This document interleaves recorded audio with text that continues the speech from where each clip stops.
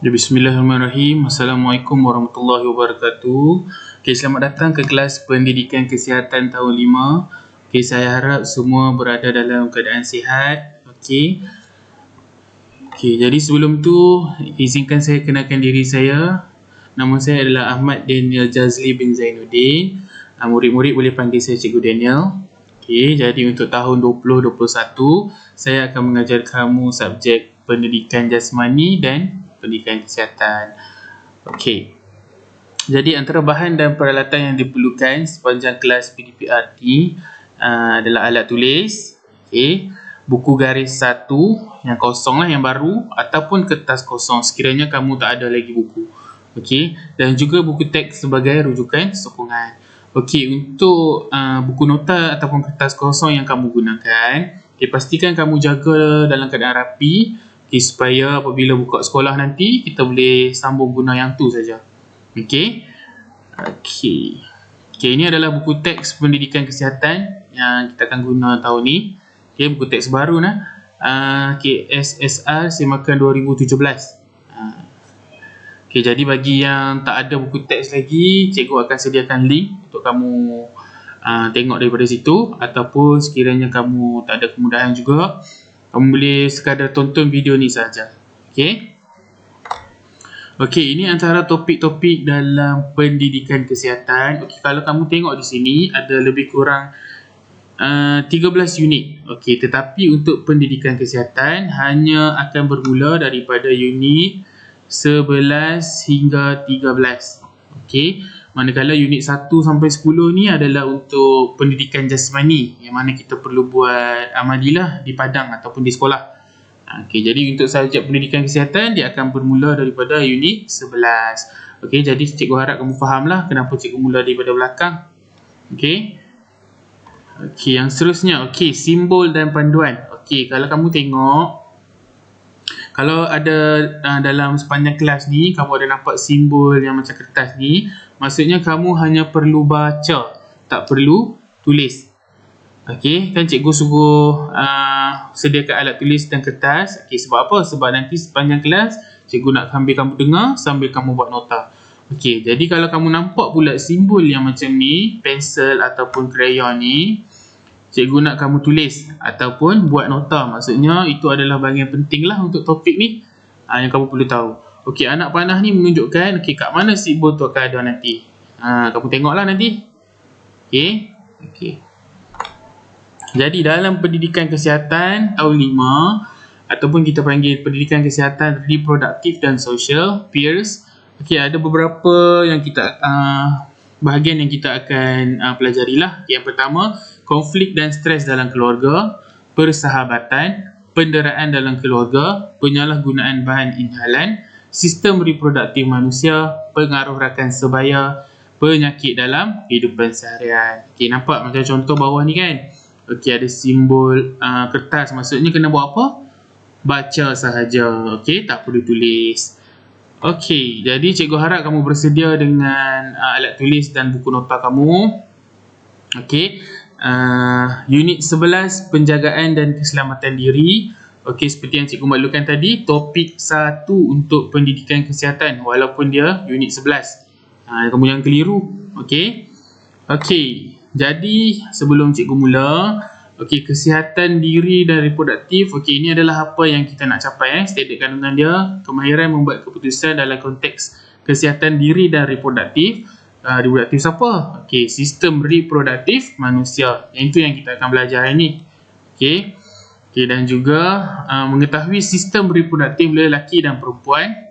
Okey, memahami kaitan sistem reproduktif lelaki dan perempuan dengan asas kejadian manusia.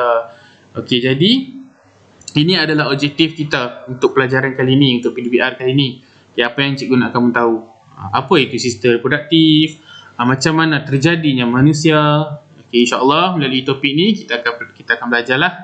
Okey, jadi bagi yang ada buku teks boleh buka muka surat 73. Okey, kesihatan diri dan reproduktif. Okey, macam biasa seperti di sekolah, sebelum mula mesti kena ada hari dan juga tarikh. Okay, jadi untuk hari ini, hari Jumaat, dan tarikhnya adalah 22 Januari 2021. Okey, kalau kamu tengok kat sini ada simbol crayon ataupun pensel ni, maksudnya kamu kena buat nota. Okey, kalau kamu rasa tak sempat, kamu boleh stopkan video. Dan kamu sambung balik lah. Salin, bila habis salin kamu sambung balik video. Tak ada masalah. Okey, jadi kita tengok apa itu sistem reproduktif manusia. Sistem reproduktif manusia sangat istimewa kerana membolehkan manusia meneruskan zuriat mereka. Zuriat tu apa? Zuriat tu adalah cahaya mata, anak. Seterusnya, sistem reproduktif lelaki berbeza dengan sistem reproduktif perempuan. Jadi untuk perkataan yang dimerahkan, macam contoh meneruskan zuriat mereka, berbeza ni, cikgu nak dalam nota kamu gariskan. Maksudnya perkataan tu adalah penting supaya kamu faham apa maksud ayat tu. Jadi di sini reproduktif lelaki berbeza dengan sistem reproduktif perempuan. Seterusnya, sistem reproduktif akan matang apabila kanak-kanak lelaki dan perempuan mencapai akil balik. Akil balik ni apa? Kalau kamu masih ingat, kita belajar pada tahun 4. Untuk perempuan, akil balik apabila dia telah datang haid. Dan apabila untuk lelaki pula, apabila seorang lelaki itu mengalami apa? Ihtilam ataupun kita panggil sebagai mimpi basah. Jadi ini perkaitan dia lah antara tahun 4 dengan tahun 5. Ni kita kena ingat balik. Jadi cikgu teruskan kamu kalau tak sempat, kamu boleh stop dulu video, tak ada masalah. Di sini kalau kita tengok sistem reproduktif lelaki. Tajuk dia sistem reproduktif lelaki. Macam tadi kan kita dah maklum bahawa sistem reproduktif lelaki dan perempuan adalah berbeza. Atau bahasa mudah dia kita faham adalah bahagian kemaluan lah. Macam di sini dia dah bulatkan. Di bahagian reproduktif lelaki ni ada 3 organ yang kita kena tahu. Yang pertama adalah zakar. Yang kedua testis, dan yang ketiga adalah skrotum. 3 organ ni kita kena tahu untuk sistem reproduktif lelaki. Cikgu saya nak lukis, boleh tak? Boleh, tak ada masalah. Tapi kalau kamu tak mau lukis, pastikan kamu ingat gambar rajah ni. Mesti ingat yang mana satu zakar, yang mana satu testis, dan yang mana satu skrotum. Mesti kena ingat. Kalau tak mau lukis, kena tulislah. Yang ini mesti tulis. Supaya apa? Supaya kamu ingat. Jadi itu untuk sistem reproduktif lelaki ada 3 nah. Ingat. Seterusnya kita pergi dekat sistem reproduktif perempuan. Sama juga di bahagian kemaluan, yang itu yang kita panggil sistem reproduktif lah. Untuk perempuan ada 4 yang kita perlu ingat, iaitu yang pertama faraj ataupun vagina, uterus, ovary, dan juga yang keempat tube fallopian. Cikgu ulang yang pertama faraj, faraj ataupun vagina, uterus,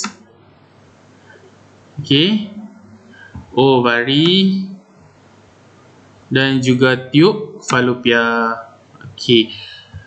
Pastikan ingat gambar rajah ni, di mana kedudukan faraj, di mana kedudukan uterus, di mana kedudukan ovary, di mana kedudukan tube fallopian. Pastikan ingat. Macam tadi kita dah belajar tentang perbezaan antara 2 sistem reproduktif antara lelaki dan perempuan. Jadi kena ingat ada 2 saja, satu lelaki, satu perempuan.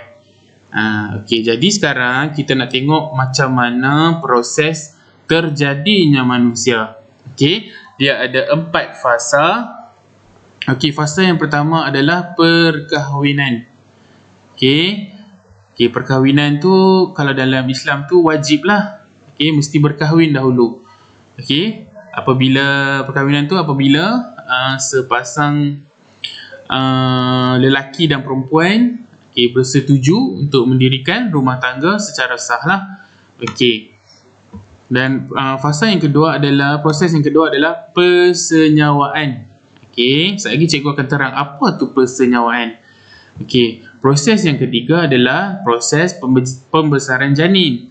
Okey, dalam proses pembesaran janin ada 3 pula fasa yang berlaku, iaitu apa? Okey, yang pertama dia akan bermula dengan zigot dan membesar menjadi embrio dan membesar lagi menjadi fetus. Okey, dan yang terakhir terjadilah kelahiran. Okey, sekarang kita pergi satu persatu, okey.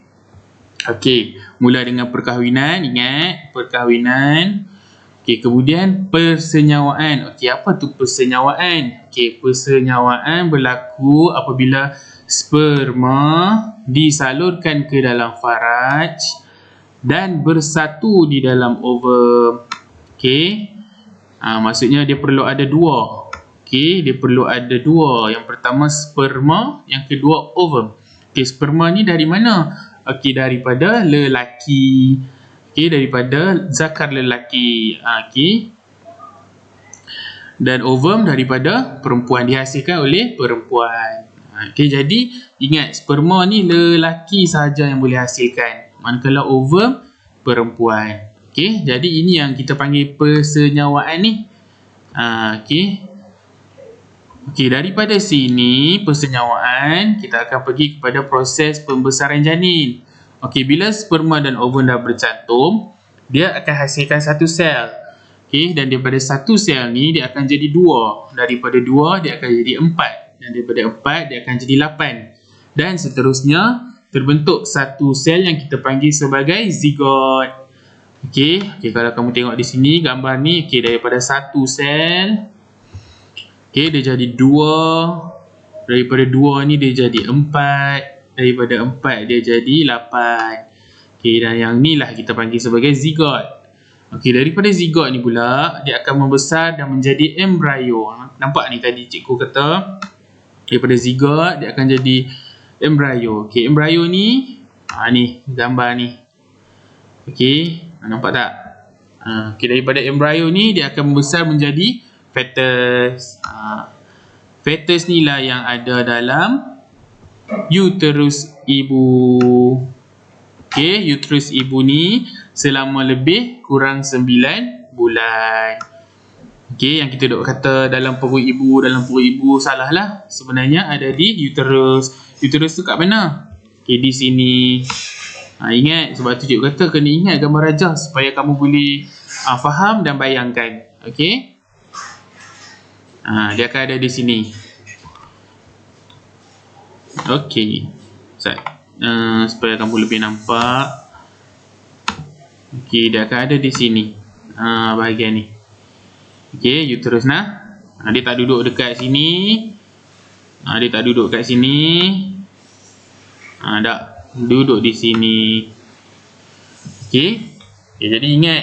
Lepas ni tahu dah. Jangan kata dalam perut ibu. Lepas ni dah tahu. Okey, sebenarnya dia ada di uterus. Okey, jadi selama lebih kurang 9 bulan dan berlakulah proses yang terakhir, iaitu kelahiran. Maka dapatlah kamu.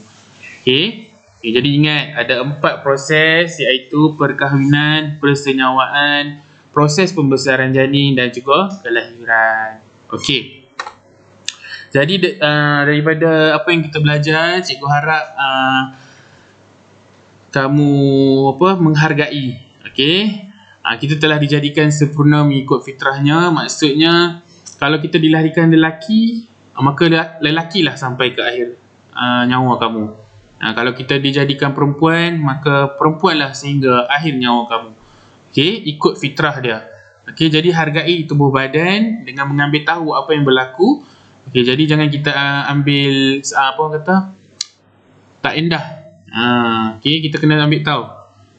Okey, tak semestinya kita lelaki kita tahu yang lelaki saja. Okey, kita kena ambil tahu yang perempuan juga macam mana, yang perempuan kena tahu yang lelaki. Sebab apa? Sebab kita akan membesar dan kita akan berkahwin, kita akan ada anak, kita akan ada cucu.